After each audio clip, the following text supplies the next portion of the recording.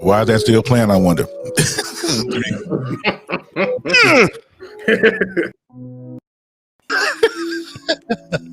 Stuck in the Matrix. I don't know. Stuck in the Matrix. It's still playing. Why is that still playing, I wonder? Maybe is it my phone doing that? Yeah, okay. Sorry. What's up, you guys? Welcome to another episode of the Knucklehead Chronicles podcast. We back. Season 2. Can I do it? What can you? I've been wanting to do this. What can you do? I've been wanting to do this for 4 weeks. We're back. Now you can go. He's back. Hang tight.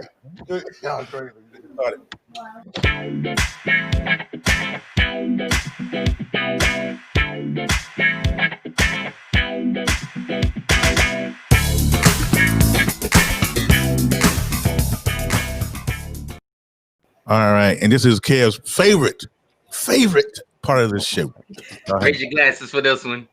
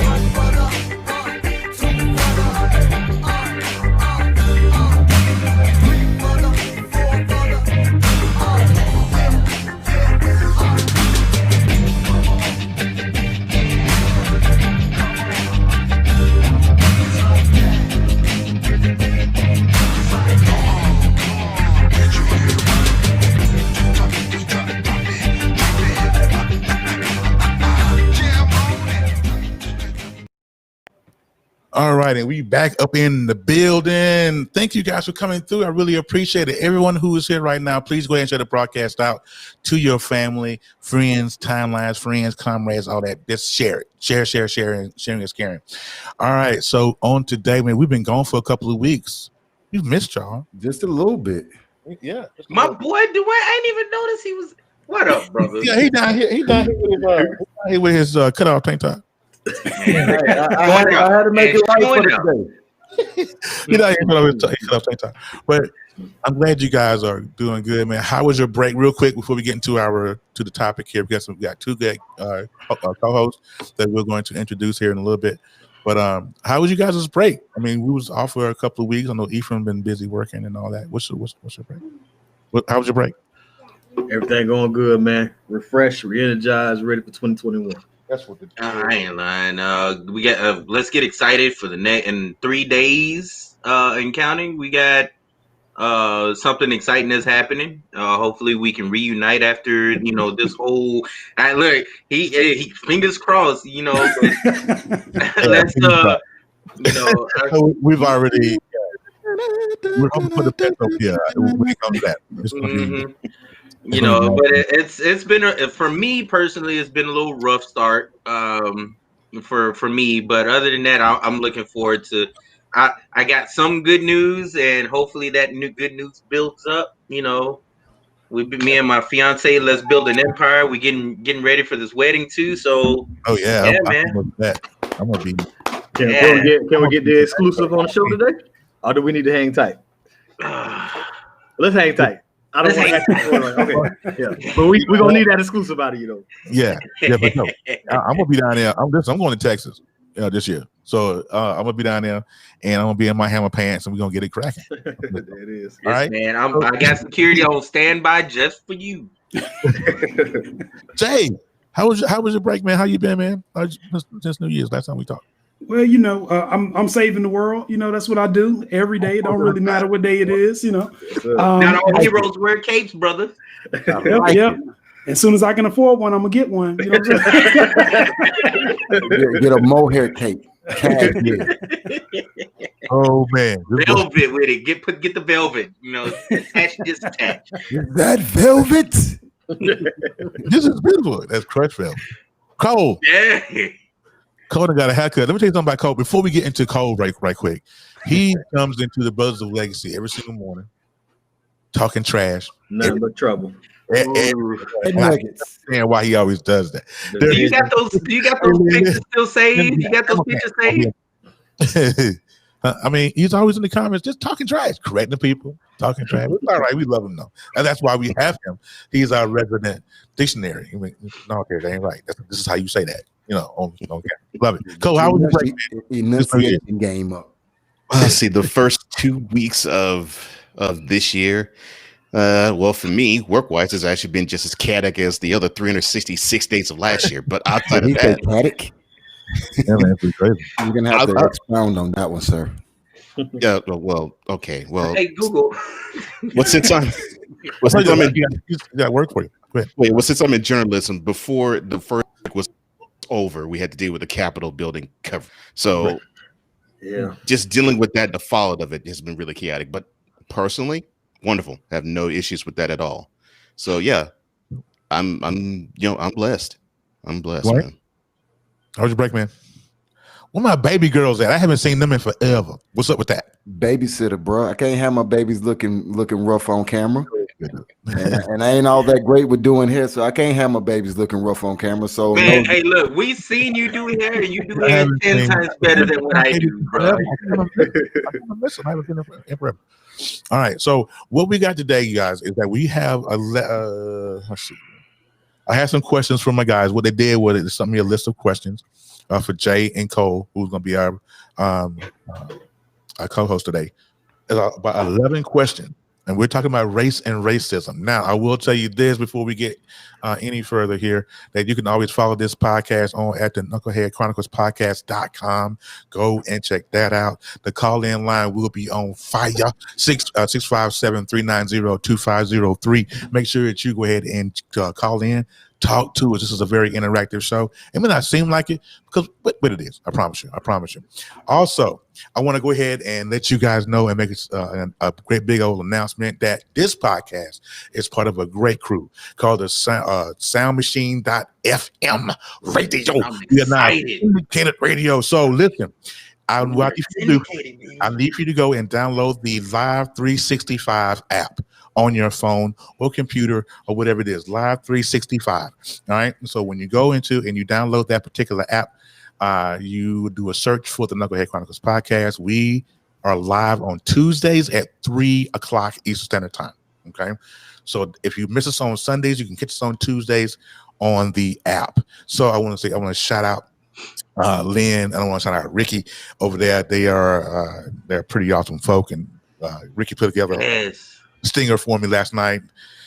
Yeah, we tried. Mama, we made it. We made it. Okay, so thankful for them. Lynn has always been a fan of mine. I've always been a fan of hers. She's awesome. She is. Yeah, she is awesome. Wonderful person.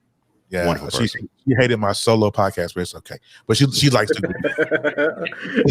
She has taste. You need some variety. I love her for it. It's cool.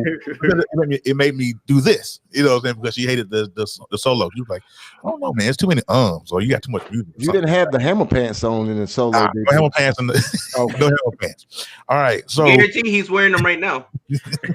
No. I'm wearing pajama pants. I'm not wearing hammer pants.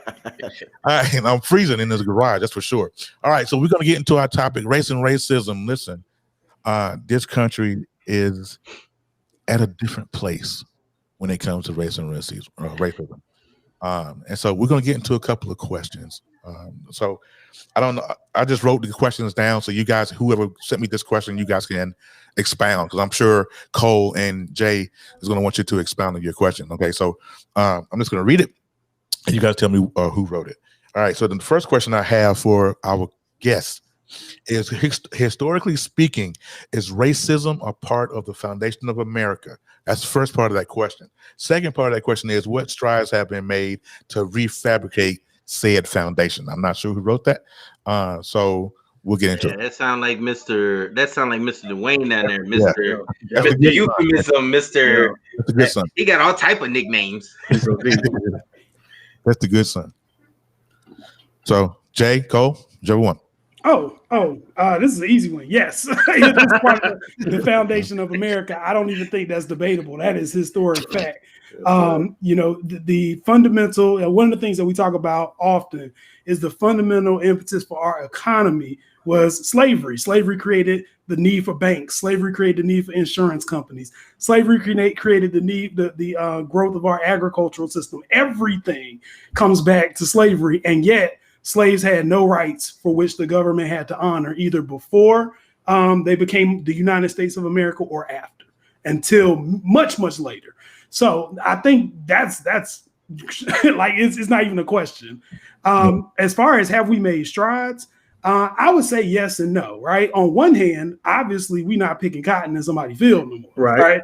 So I think on one hand we have made strides, and I think some of the things that we're seeing currently on TV since January 6th are other ways that we are throwing little chips into the glass ceiling. But as far as has the country in and of itself made strides, there are 70 million people who supported someone who was cool with racism, right? 70 million people. The second highest amount of people voting for someone outside of Joe Biden, right? So you can't ignore that. And now you see that when the institutions for which white supremacy has been the foundation start to crumble, they are ready to burn it down. They're ready to kill their own congressman and their own vice president because they don't want to see any degree of progress. So as far as those attitudes, I don't know that has changed much, but we're not responsible to catering to those attitudes. We're responsible for living our best life. Yeah, that's right. Cole, you got anything to add to that? Well, I mean, Jay, that did a wonderful job as always, man. To answer your first question, when you have the beginnings of our country actually hinge upon a riot, protest, that pretty much is all you need to know. This country was founded, basically the foundation of it is laid on nothing but bodies and blood. So yes, the answer to your first question is an overwhelming yes. To answer your second question, and then I do agree, yes and no. Yes, from the standpoint of we have people who are more college educated, we have more entrepreneurs, we have that. But the no is we have now turned the slavery end of it, and now we have a pipeline to prison. And we're seeing more and more of that come into play, to the point where every 4 years when we have these presidential debates, one of the quote black issues, close quote, has to be prison reform. Preach. Right. Every year, every time. That's a black issue. So to me, yes to a degree, no to a lot of degrees, because we actually got a chance to see last week, almost 2 weeks ago, live in a living color, literally, people who don't look like us commit crimes on a federal grounds. And they were lucky to have maybe under 5 people dead because of it. But if any of us on this panel were to do the same thing those people in DC did, we would all be dead. Absolutely. It'd be a complete massacre, complete bloodshed. I 100% agree. Like, that's gonna get swept under the rug because it didn't happen, but that's pretty amazing that only 5. Only 5. That's a good number. Well, it's hard to kill your That's not a cousin. good number, but you know. Yeah. It's hard to kill your cousin.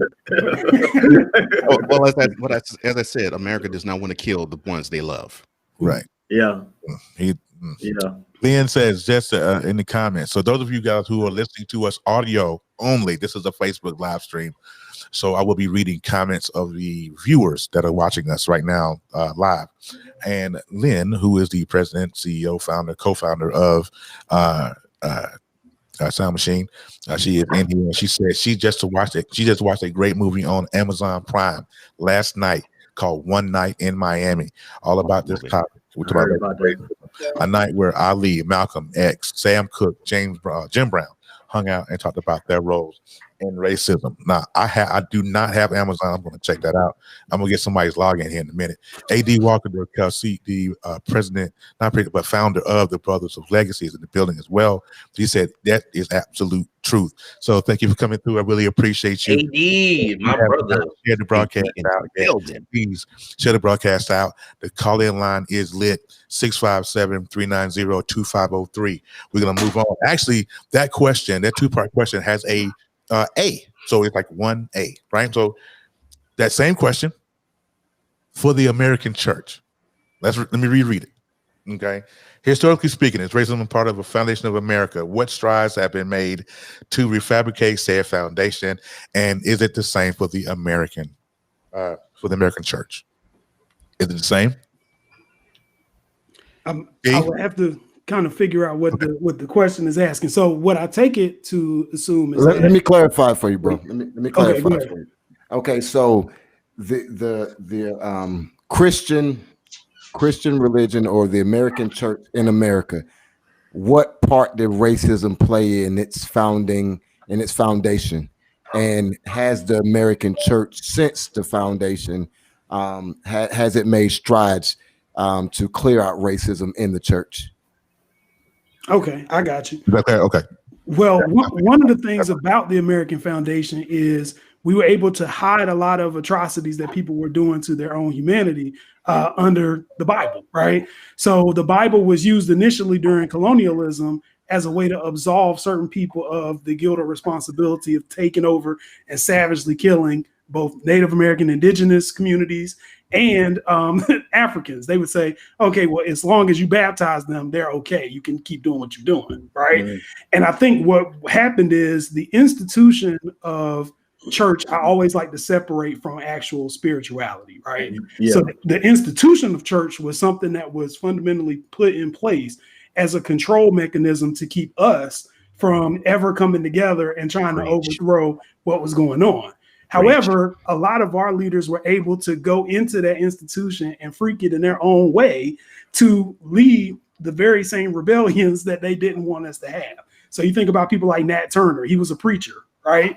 Nat Turner knew what they were doing wasn't right. So he went and he disguised his messaging to incite people to join his cause through preaching, right? They trusted him to go preach. He said, I'm going to do it. And he went out and preached, got his people up and started killing folk, right? Yeah.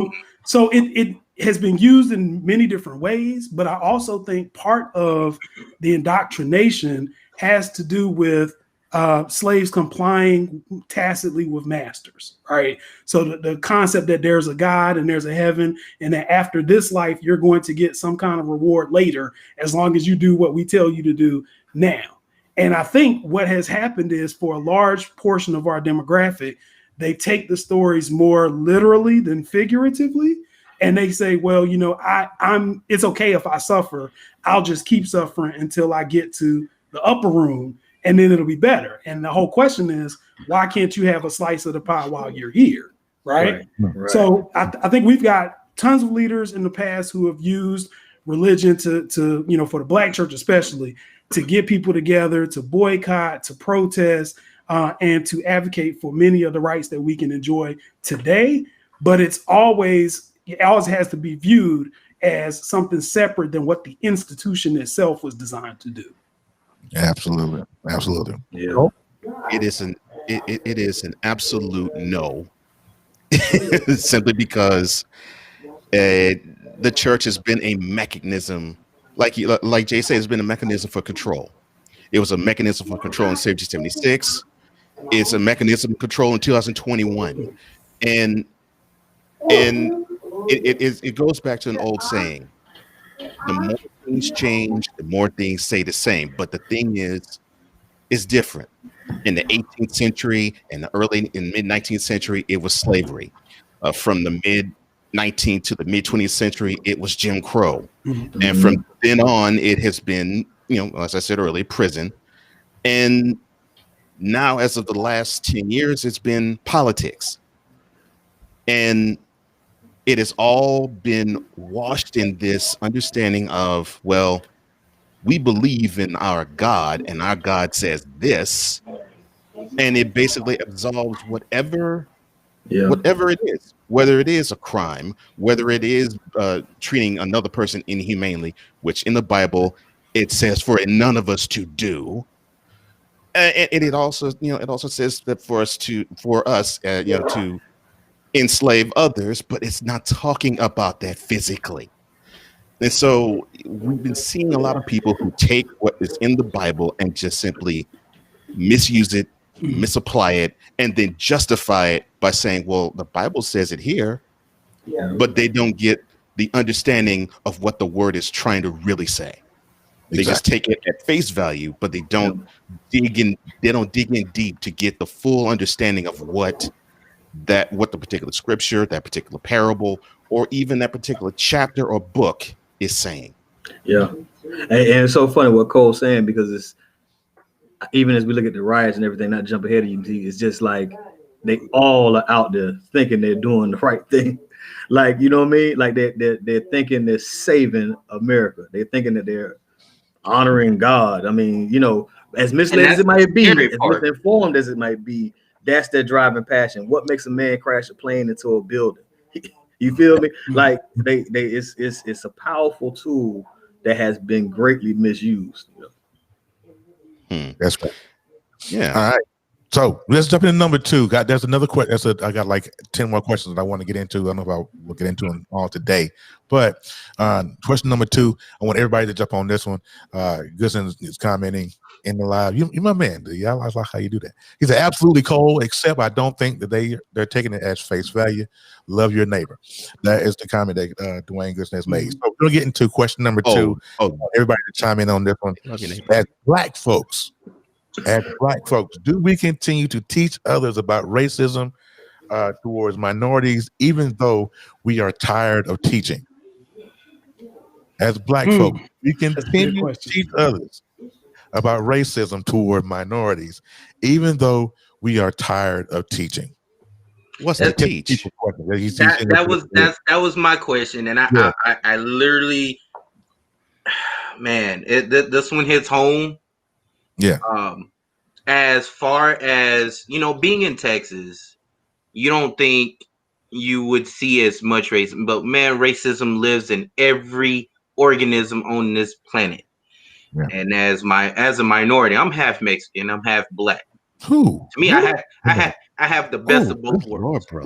I can have chicken on one day, I can have tacos on the next day. I like how you said that, brother. I love how you said that. But my problem is, and I want a perspective. Maybe somebody can, give me something, because there's something deep inside of me that burns, and it's, it's like, man, us minorities, we're so tired of teaching the reach one, teach one every single minute that comes forward.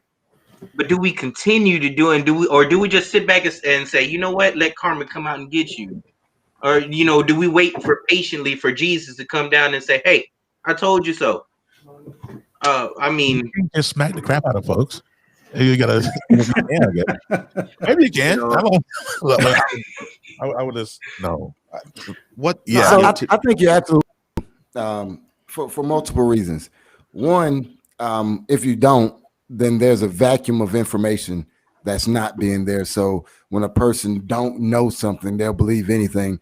And then you got to deal with the reality of sometimes, regardless of how much you teach and how much fact and truth you show, stupid is, stupid does. I mean, I think that's Forrest Gump reference. Yeah, the most ignorant people on the planet are generally the biggest racists. It was crazy because you're my boy. I think I might be able to say this. You can check me if I'm off. But like when you said what you said initially, man, with you got it double bad because they like build the wall and get out of our country at the same time. Hey, bro, come on now, dog.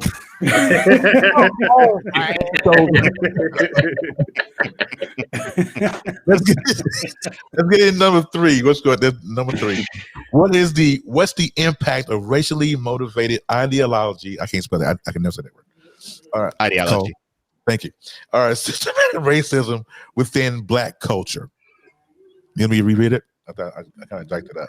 What's the impact of racially motivated Ideology, aka systematic racism within the Black culture? Whose question was that? That was mine. Okay, D. You want to abound? Do I need to go into detail? Yeah, Expound a little bit. Let me rephrase it. Okay. How does systematic racism affect us internally as a community? Ooh, Oh well, man. Look at the homes. Just look at the homes, man. Yeah. Just. I mean, it's more and more we have to deal with single parent families now, and you know, there's this drawing of a white man in a suit in a starter's position, like they're doing on like a 100-yard dash, and there's a Black woman in the same starter's position in the 100-yard dash, and you see the finish line ahead of it. Now, on the path between the starter line and the finish line, for the white guy, there isn't an obstacle at all. But for the Black woman, there's a hole, there's barbed wire, there's a crossing, a construction crossing, and just regular other hurdles before she even gets to the finish line. And you keep hearing a lot of the time that well, yeah, you can pull yourself up by the bootstraps. You can easily make it. It's America. We all have the same opportunity. No matter if you're Black, you're white, you're brown, you're red, you're yellow. You have the same opportunity. Preach. No, we don't. And as for your point earlier, Dwayne, when you said that they don't take things at face value, love your neighbor. Well, you're dealing with a country that they'll love your neighbor as long as the neighbor looks like them. And so when you have that issue, and you don't have the love the neighbor in terms of it's another human being, right? Well, that's when you have systemic racism just wrecking shop everywhere. Yeah, and it's unfortunate. Totally, yeah. That's bad.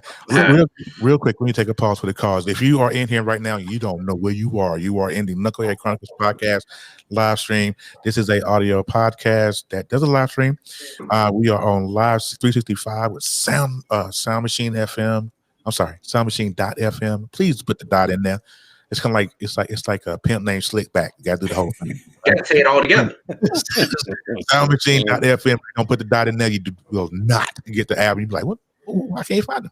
All right. So real quick, I want to dedicate this broadcast real quick over to for Kevin, his uncle Mickey Peoples. This podcast today is dedicated to Mickey Peoples, who passed away recently, and we are praying for Kevin and his family as we travel to Mississippi on tomorrow. So this is dedicated to you, Mickey. Rest in power, King. All right, so we're gonna go into number 4. Oh, I wanted to give him that question. Oh, go ahead, Jay. Go ahead. Can I give you a twist before you respond? Go ahead. Okay, see, a lot of people hear the term systematic racism or white supremacy ideology, and they may not know what it means. While answering the question, can you give some context to what that actually is for those who don't know? Reading my mind. I wanted to take it back to some powerful words for this country's foundation, right? We hold these truths to be self-evident, that all men are created equal, right? Right. This was written at a time where white folks was losing their mind because they got charged taxes. Taxes, right? Keep in mind the white folks who were writing these words owned slaves, and they were going home and beating their slaves to bring them the ink, right? Right. So at no point in America's foundation were Black people at the table to have these conversations about any of these inalienable rights that they were already communicating about.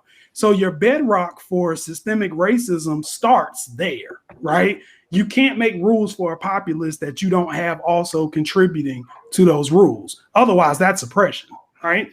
And then as we progress further out from that, what you see is every instrumentality in life has a racial disparity. It doesn't matter if you're looking at graduation rates. It doesn't matter if you're looking at incarceration rates or crime rates. It doesn't matter if you're looking at how many people want to be doctors. Like, it doesn't matter. Like, everything is impacted by race. And I can tell you as a lawyer, it was done intentionally. Like, there's no way that anybody can lie to me and tell me that it wasn't. It was intentionally to designed. push back on that, the white man would say, and I haven't been a white man. I've been Black all my life. Okay. But a white man would say, prove that. Is that your feeling? Or how do we prove systemic racism? Oh, yeah. You can pull any of the, I can send you a list of Supreme Court cases. We'll start with Dred Scott, where they were like, why is this N-word even in here asking for freedom? Right. We can pull cases and establish this. I also want people to realize that much of what we have, the few freedoms that we as a people have gotten, are not freedoms because somebody was nice enough to give it to us. It was freedoms because we had to fight for it. Yeah. We had to go file cases at times when people didn't even have money. They fought cases all the way up to the United States Supreme Court to force the court to make a decision on stuff. We didn't just get up and say, oh, well, now we can, vote, and now we can sit in the back of the bus, and now we can be free from having people come lynch us in the middle of the night. No, all this stuff was stuff that we had to fight for in the court system, and stuff that, even amongst us, some people felt we moved too slow to act. Some people felt like we needed to take more direct, more radical action. And even if you look, like, a lot of people oftentimes will give you the cop out, like, if you just build your own cities and build your own banks and build your own communities, then you'll be able to do it. We've done that. And what happens, they came and burned it down. Tulsa, Oklahoma is a real thing, right? I think, why haven't they made a movie about that yet? HBO had like 2 shows talking about it, because they had Lovecraft and they had The Watchmen. They're talking about it. I've seen that one. Yeah, Watchmen's on there. Okay. Yep. So Rosewood a movie too? Was that Rosewood? It was a movie. Rose was another Black thing. Rosewood was so powerful. Rosewood. Okay. Black movie was so powerful. Yes. They're still sending those kids to college. If you connected to that family, you get a scholarship. Really? Mm-hmm. Yeah, Jacksonville. It was crazy. All right, so let's get into number 4. Fourth question is what is the ultimate agenda for racism? Is there an end game? Annihilation. Yes, there's an end game. Is there an end game for racism? You saying the agenda for racism specifically? You saying the agenda for us? Whose question was that? Racism? That was mine. Okay. That was my question. It's Kevin's question. So, you want to abound? So, like, man, I lost my train of thought. My brother wants to call in right now, so he kind of threw me off. So tell him to call in. The number's at the bottom. I told him to call in. You put the number up. He's watching. Actually, shout out to my brother. First time watching us. Come on. What's up, bro? Yeah, but actually, what was that question again? What was the ultimate agenda for racism? Is there an end game? Will we in our lifetime ever see a united front with everyone? Like, is the agenda to always keep the foot on the minority's neck? Is that what we're always, because to me, honestly, my opinion, I don't ever think I'll see the end of racism or equality, period, in my lifetime. I hope my grandkids or my kids get to see it, and that'll be the most powerful thing ever to see. I don't think I'll ever see it, but do you guys have any hope for that to happen? No. I hate to be negative. So here's my position on that. You have to remember 2 things. In America, it's not just that we're a racist system, but we're also a capitalist system. And a racist capitalist system needs a working class that will always be subjugated to what the people with money are able to do. So what happens in America is, for the longest, we did those divisions largely by race, ethnicity, and gender. We said, look, black people are at the bottom of the totem pole, so they're not going to get all the opportunities that everybody else gets. What America didn't anticipate was that so many of us were still going to seep through those cracks and be successful, right?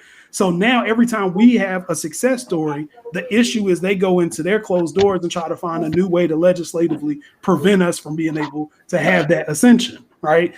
On top of that, I also think that what we want within this system might have to be different as well.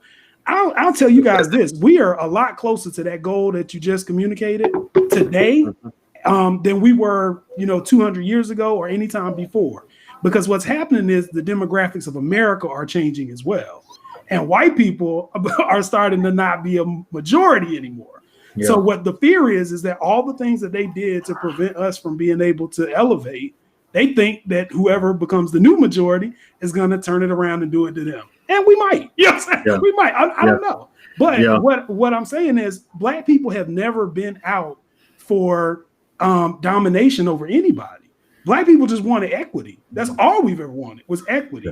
And the fact that people don't want to give you equity, that's the battle. You don't get offered equity. You got to take equity. Right. So I think we're doing what we're supposed to do. If you are black and you are educated, or you are working and you are taking care of your kids and you teaching them what they need to do to continue that lineage, you are doing what you're supposed to do, right? It's your ability to ascend all of these obstacles that's what pisses them off. Right.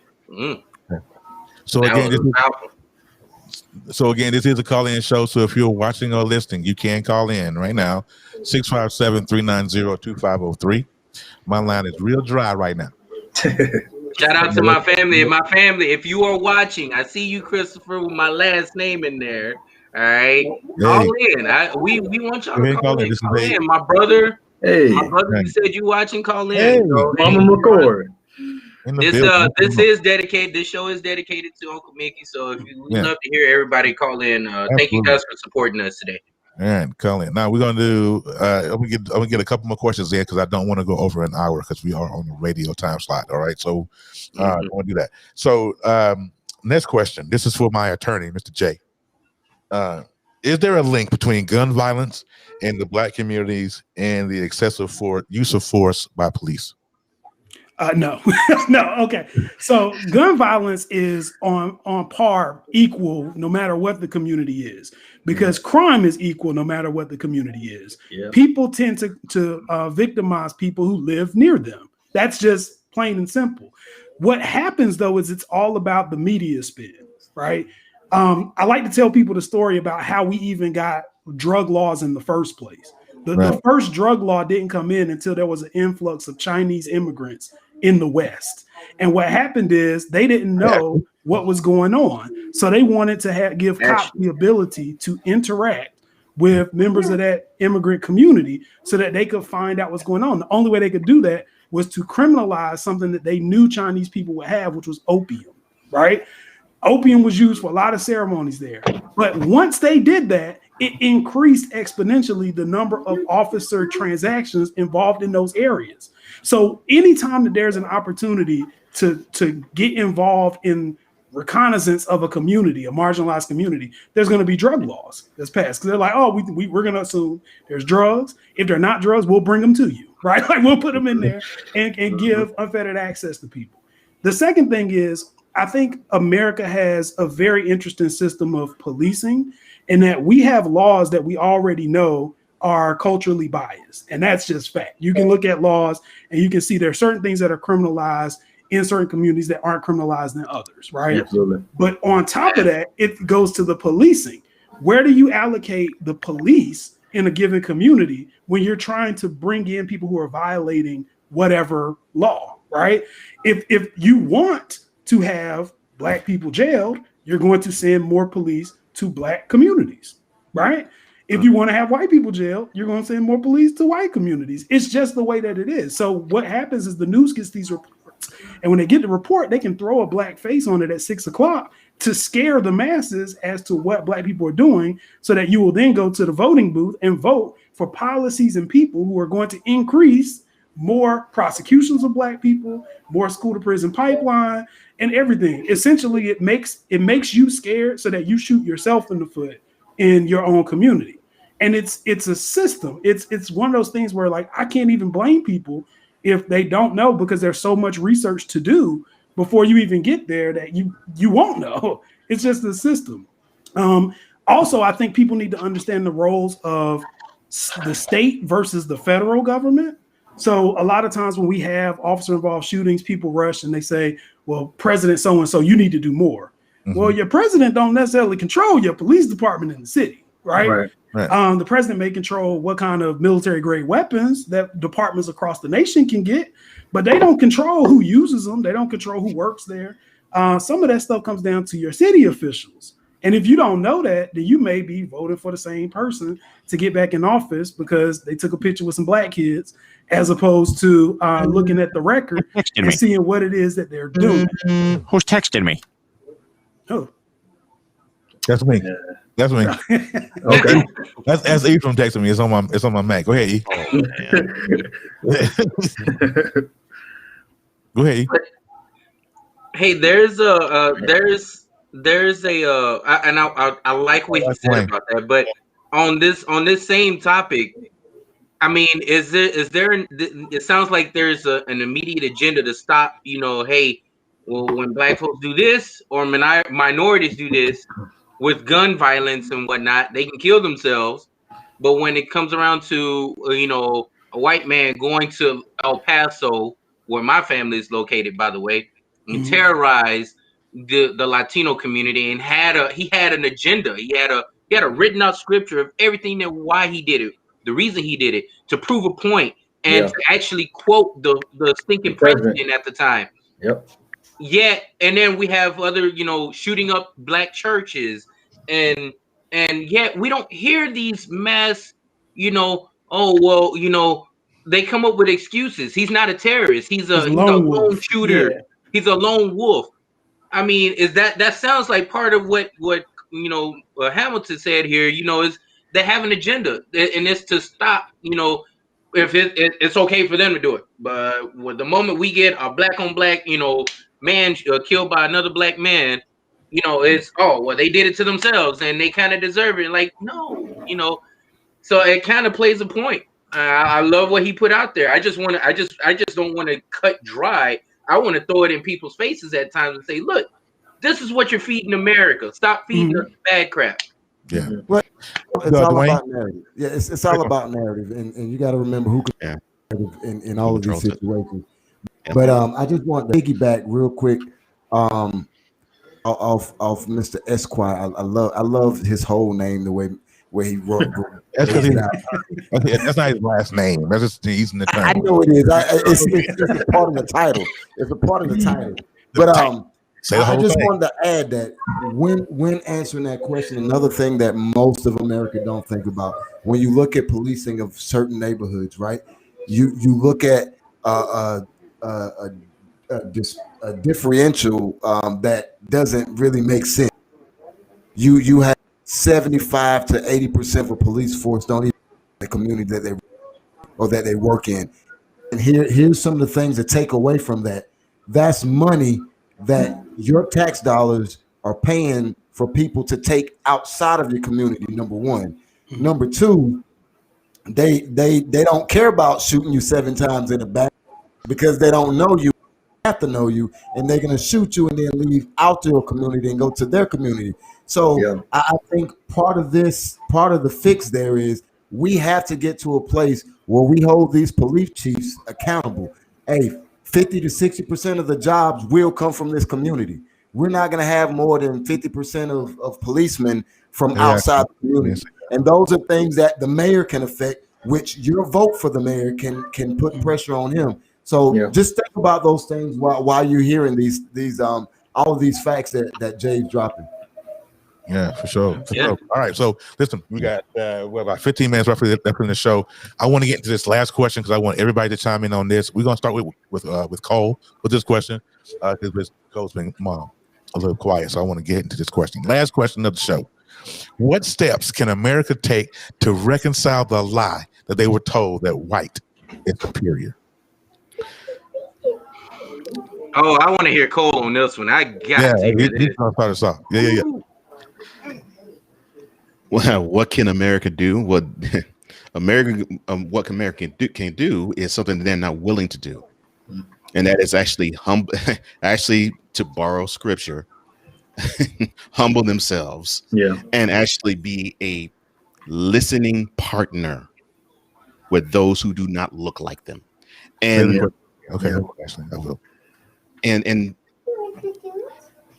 what I don't, the reason why I don't see that happening is you have people who love being in control of everything. You have people who just love hoarding and having others capitulate to them.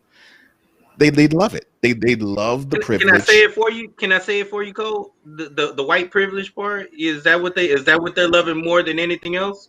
Yeah, it goes back to what Paul Mooney said one time. They have the protection for the selection for the protection. And it is because of that they don't want to give that up. And it goes to I think about one of Public Enemy's albums. They have this fear of a black planet. And I say black because they can control black. Brown, red, yellow, they can't control as much. Black, they can control because they've done it for over two centuries. And they want to continue to do it more. That was why you saw so many people want to climb up Capitol building walls. Because they want to hold on dearly, almost death grip like, to the power they have, and that is what is so utterly frustrating to me. You have these people who just they want to hold on to it dearly, and they don't want to respect anybody who does not look like them, and so. America has to be willing to do something that they aren't going to do, aren't willing to do, never has been willing to do, and in our lifetimes, never will do. As much as they want to promise it, just like it was wonderful to hear those Republican senators talk about, it was bad to have insurrection happen at the DC Capitol. They'll turn right back around and be on party lines and say, whatever our party is for, that's what we're for. If it means that we piss on black people, we're for that. Party line is real. All right. Let me repeat the question. I think I had a request to repeat the question. The question was, Ashley, what steps can America take to reconcile the lie they were told that white is superior? That's the question. I'm itching to hear Ephraim on that one. I can't get no better than these guys, man. Like the saddest part about the question is that they're not really willing to do it, man. Like it would be beautiful. It would start with something like reparations. It would start with something like equal opportunity. I think Jay was hinting at something. No, Dwayne was just talking about percentages of hires would have to be in this, like affirmative action, like completely on steroids. You know, it would have to be some hard scale, black and white, tilting the scale in our favor, and that would upset a lot of communities because. I'm convinced, and I'm not going to get on reparations, but I'm convinced after seeing these stimulus checks, they can break us off. So you wouldn't even have to give it to all America. You could just go ahead, and it would not solve all the problems in the world. But what a visible, tangible step for America to say, my bad, we was tripping. Sorry, I did that to your granddaddy. You know, something, you know, it would be a step in the right direction. Like I give my wife flowers. It don't make up for it, but I'm just trying to show you, like, this is me. I messed up bad. Here go these flowers. To your point, Ephraim. Yeah. To your point, Ephraim. America has done that to the Japanese community, and they've done that to the Jewish community. Now, the next time they do it to the black community, will be the first, and they still haven't done it. So but you know, when they go international, they still get shamed for being the only country to drop the bomb, but nobody shames them for saying, "Y'all know y'all had all the." You know what I'm saying? Like it's Yeah.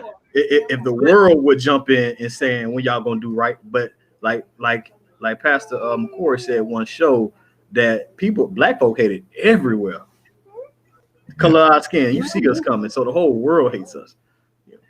Yeah. I mean, we got Africans that actually hate black folks in America. Yeah. That's right. And it's a real thing. I thought it was fake until I actually met someone from Africa, a few people from Africa, when I was working in the oil field, and it's really real. Yeah, and colorism is worldwide. Yeah.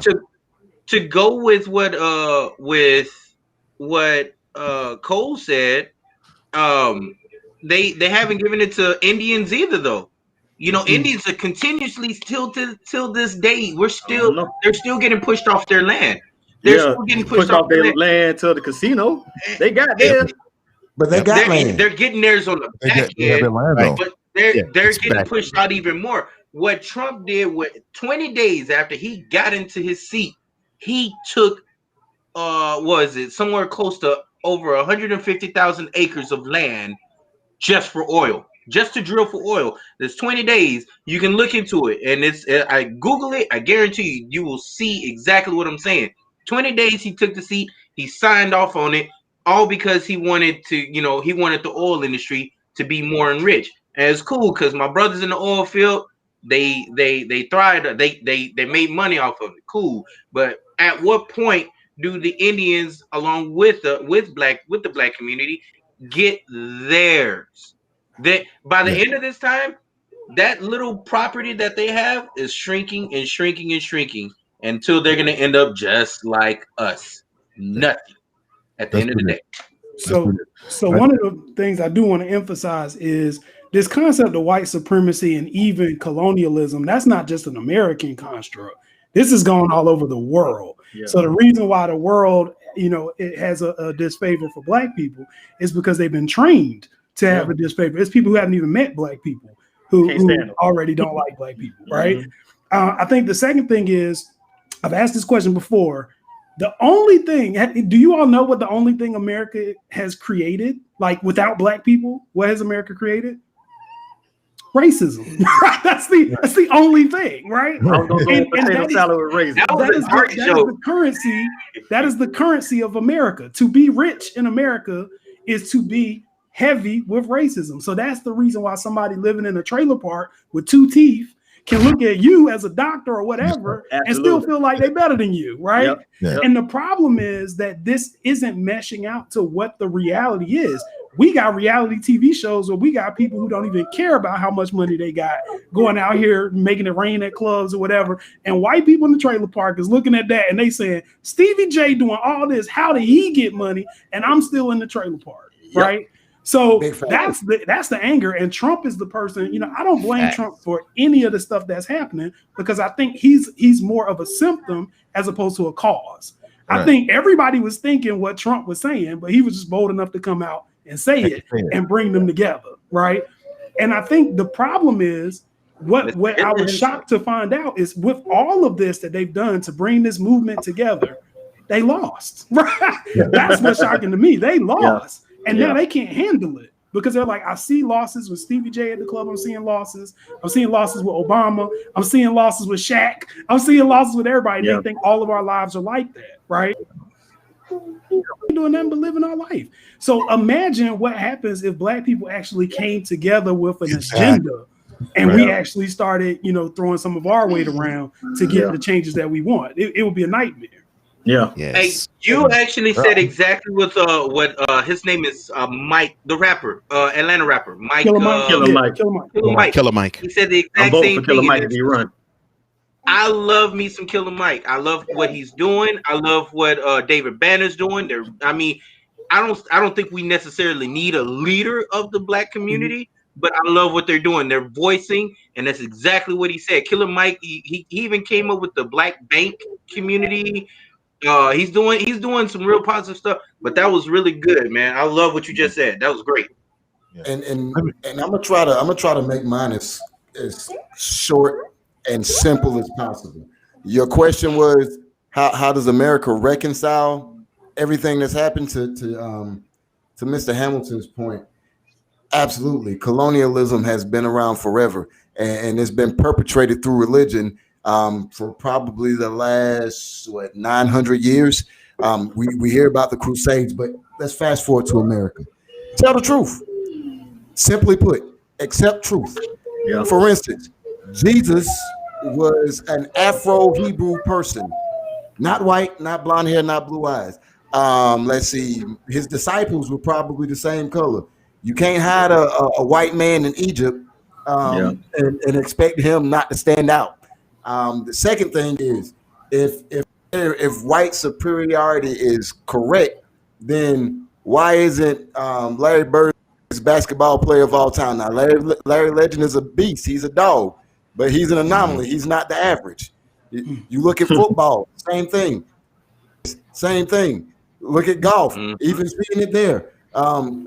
Barack came and he kicked down doors, and now we got Kamala Harris, and we see Raphael Warnock, Stacey Abrams, just to name a. You talk about fashion and design. You talk about the auto industry. Well, we all know it wasn't Henry Ford.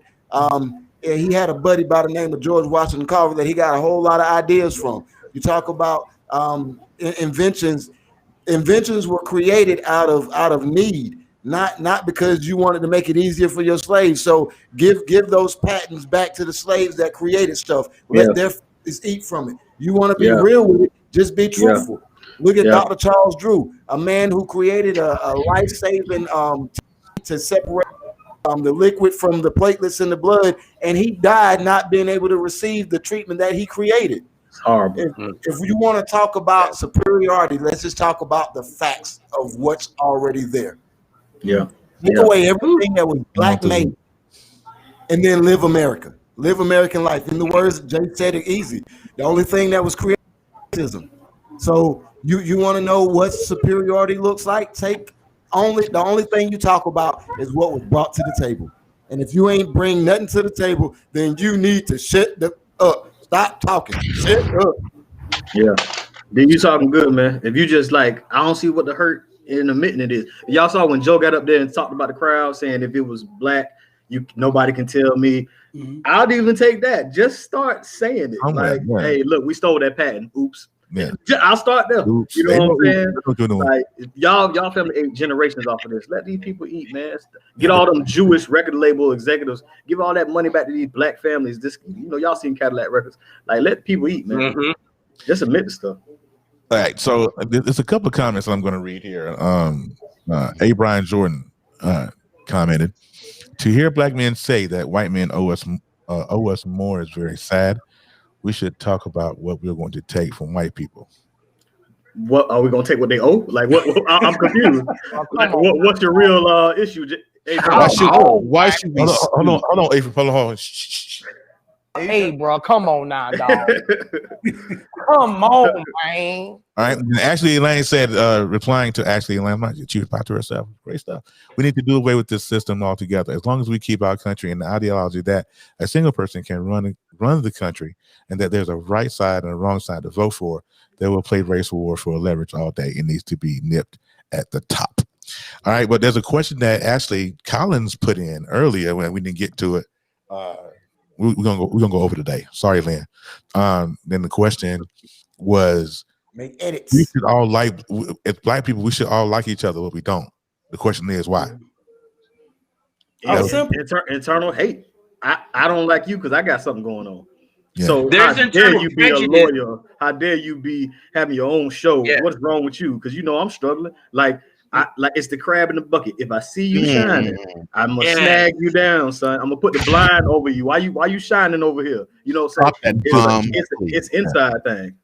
It goes back to the answer that that Hamilton gave earlier. That Jay gave earlier.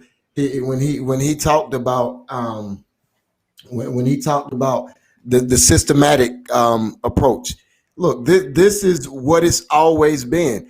Look, you got one guy on the farm on the plantation, let me not say farm, that works in the house, that works with the horses, that drives massa. He dressed a little bit better because Massa want to have him presentable. And now he get back home, all the cats out in the field that's been out there for 14 hours cooking, they looking at him like, oh, word? That's how it is? And it's never changed. It's only gotten worse. That's the game you playing. And let me put this out there too. One of the things that the biggest lie that we tell people, particularly in America, is this concept of scarcity. We make it seem like the pie is only big enough for so many people. And you got to fight and get yours. Say that, bro. Who cares if anybody else gets theirs? And the problem is... Sorry, Jake. Repeat what you just said. You said that, bro. So scarcity. There's this concept that the pie is out there and only certain people can get it, right? And it's not enough for everybody. Yeah, limited supply. And as a result, everybody is fighting to get their piece. I'm trying to get mine. Like, I want mine, whatever. But what you realize is when you really look at just the world in general, right? These people who telling you that we don't have enough for you, they shipping tanks to Iraq. That stuff costs money. The way they said $1 billion in gas fuel. Exactly. How much money did Jeff Bezos made while we in a pandemic, right? While we in a pandemic. People who have money are greedy and they don't want to share. And the problem is in the capitalist system, if they don't put in, they hoard their resources, then they make it seem like we're all fighting for the last, 10% of resources, when in actuality, all they got to do is kick in their fair share. You kick in your fair share, we're all working. But when you say that, that's when people want to call you a socialist. That's when people want to say, you want to be something different. The last thing I'll say is, I never wanted to be lost on anyone about how exactly these people got money. And I'm not talking about, not to discredit Bill Gates, because Bill Gates, I know, built his computer system, software, and all that. But somebody had to have the money for him to have the house to be able to go in his garage and make the computer sales. A lot of Black people, we legally could not own property in certain places until 1968. So we're not talking about something that our great-great-great-grandparents were dealing with. We're talking about something that our mom and dad was dealing with. Something our grandma was dealing with. So a lot of us are the first generation of people who didn't have those chains holding us back. Absolutely. And we've been able to work miracles with next to nothing. Right. So the fact that we're doing this and we can pass something down to our kids and keep, the development and the ascension going, gives us an opportunity to get more of the pie that we should have had in the first place. This comment I'm going to get ready to read from my coworker, Mrs. Bobby Joe Lee. And she says, that's a crazy question to me. She says, I'm white. Am I supposed to like all white people? The ideal of what's going on is what's on the forefront, not an individual person. Right. I agree. But I think it's not necessarily talking about liking people, Miss Bobby. It's talking about hate that causes you to oppose your brother. It's a hate from them that say, I can't let him get a job because if he gets a job, I can't give it to my son-in-law. Like it's a hate because it's not about like, because you don't know me. How you don't like me? Can I give a slightly different answer? What we're trying to say, Miss Bobby Joe, is equivalent to the names that people who were born and raised in America during the colonial times, they didn't treat Italian Americans like their white brother back then. They didn't treat Irish immigrants like their brothers back then. They were just a slight step above us, and they had all kinds of names that were probably almost as bad as the N-word. So when we're talking about that question, we're talking about that deep-seated hate, not just I don't like the way you smell or you just look funny. I don't like talking because you don't make sense. We're talking about the deep Gangs of New York shows the Gangs of New York. Yes. It's more, it has more to do with that hatred in the bottom of your heart. Like it's so black that at the end of the day, why I gotta be black? That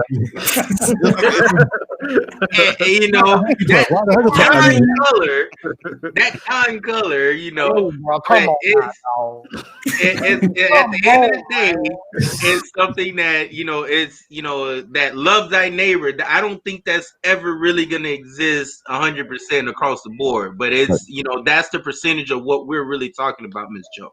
And T, I know you got to go, man, but what Jay said, man, was powerful, bro. Like, I don't even believe in oversaturation no more. Like, to think that you can't put out a radio show because Rogan or somebody else got a radio show. Yeah. No, it's enough out here for all of us, bro. No man is an island. Somebody gonna lean on this show and get the information and pull from it. I watched Cole's show just like I watched First Take. You feel what I'm saying? Like, it goes better. Dan Cole's better. Like, and that's the thing, man. Yeah. Some of this stuff is about exposure, man. I'm talking about we with some talented brothers. So it's just like, you know, he might be one major case away from being the next Ben Crump. You feel what I'm saying? Is he any less a lawyer? You feel what I'm saying? So some of these people get exposure and opportunity, but I'm with Jay because I had that same thought process for a while. Like, well, I can't be an astronaut because somebody else said they want to be one. Well, I'll give that up. You know what I'm saying? Like, no, there's space out here. Give it up. Space. We can Actually, all get it. I'll answer this question very simply. I'll answer this question very simply, Ashley. The reason why you have black people who hate other black people is because they don't live the scripture of love your neighbor as yourself. Because, well, it's hard to love your neighbor if you don't love yourself. Come on, man. Mm-hmm. That's it. And my brother simply put it as, you know, it's just simple prejudice. Simple prejudice. I mean, you can be racist, but you can also be prejudiced within itself. Cole, repeat what you just said. Oh, I said, you know, there's a scripture in the Bible, part of it, that says, love your neighbor as yourself. It is very hard to love your neighbor if you do not love yourself. I just want you to repeat so I can hit you with the and that is it. That's it. Right there. That is, we can drop the mic, we can end the show, we can go home right there. What you just said. Speaking of ending the show, thank you guys for coming through. I really appreciate y'all on season 2 premiere of the Knucklehead Chronicles podcast. I want to thank my regular crew, Kev, Ephraim, Dwayne for coming through. I want to give a special shout out and a thank you to Jay Hamilton and Cole Johnson for coming through. Just to before we get into that, because I did not introduce them, so I do it at the end of the show. And see, Bobby comment was, I have had many combos about sometimes hate. Holding grudges and vengeance is not ours. Hold your head up high, because the enemy only messes with the people that scare them. By the way, I'm 0.2% black. So according to that one drop, you black all day. And there you go, Bobby. Welcome to the family. Welcome to my barbecue. Thank you, Ashley. I appreciate you. To the barbecue. You come to the barbecue. For sure. Mr. Jay Hamilton, do me a favor and raise your hand for me. Mr. Jay Hamilton is a lawyer in North Carolina. He is the one of the Brother-in-Law podcast. Also, he's part of a great podcast called Pan Africana. Yeah, Pan Africana on they come on Saturdays. I actually went in yesterday. They're pretty good. They had a guy yesterday on named Desire, and Jay had a great come on with him. He was like, "Hey man, that must work with the ladies, Desire." Yeah. And so we got Cole Johnson, who is a podcaster as well. He is the founder and podcaster of Cole Sports on YouTube. Listen to me, and I'm gonna shoot this real quick. And I know I talk junk about Cole, but see, Cole, that podcast on YouTube, go right now. Everybody that's in here, all 11 of y'all, I need for y'all to go over to YouTube, subscribe to Cole Sports. I need for Cole to send me a message 10 minutes from now that says that 11 people just subscribe to his channel, because his antics, his quote, crazy. It's spot on, and he's better the best voice on YouTube. LeBron James is not the GOAT. Yeah, that's right. Please don't get him started. He is not like he's saying. He just got to be the last man standing. That's all he got to do. And it's on it. Pan Jay's broadcast, and go check it out. So Jay, Cole, how can the folks get to find you outside of the podcast? Is there a website you guys can go to, or can they subscribe to you guys on Facebook? Or they can follow me. I put my my social media handle in my little blog, but at J Hamilton McCoy 2 on social media. So find me, follow, and also, you know, to Kev's point earlier, I think Pan Africana is all about connecting the bridges between the diaspora. So you know, African people need help. We need help. We need to start working together. Yep, absolutely. Cool.